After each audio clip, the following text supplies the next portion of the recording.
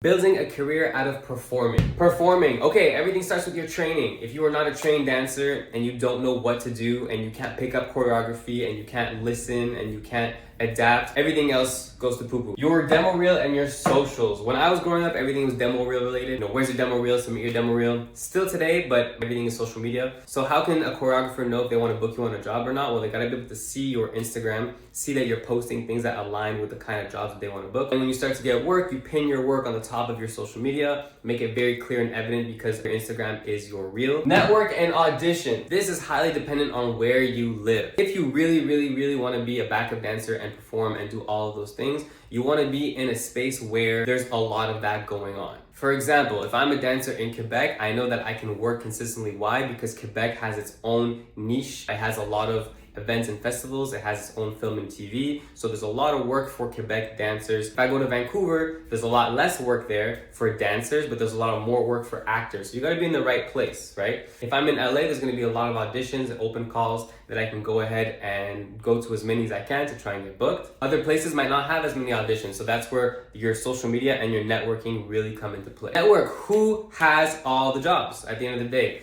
When I was younger, trying to do a lot more dance work specifically, a lot of the choreographers that had the dance jobs were teaching classes. So if they're teaching classes, then I can go into the class, present myself, be seen. If I'm in that class and that choreographer can see me, I can already start building that network and that relationship. Be genuine. At the end of the day, people can smell the difference if you're coming up to them really to get a job and to step on them and to go somewhere else versus trying to build that genuine relationship. Very important in any industry that you're in. Be a good person. Experience and work ethic. Everything I wrote here is really like the most important things. You can dive into further detail afterwards. You need to understand that your name is the most important thing. When somebody says your name, what do they think about you? All the choreographers and all the teachers and everyone, they're all connected. Everybody knows each other in this industry. So if one choreographer has a bad experience working with a dancer, they'll share that experience with the next choreographer, and that's gonna make the biggest difference whether you survive in the industry or not. So make sure you have an incredible work ethic. You're showing up early, you're practicing the choreography, you're helping other dancers when they need help. You're not complaining all the time, you're not bad-mouthing other people, you're bringing good energy. The choreographer has a lot going on. They gotta deal with the production, they gotta deal with the dancers, they gotta deal with the staging, they have a lot happening. So the last thing that they need is problems from the dancer. At the end of the day, if you're well-trained, you develop your social media, you network properly, and you have an amazing work ethic, these are all tools that will help you be extremely successful and have longevity in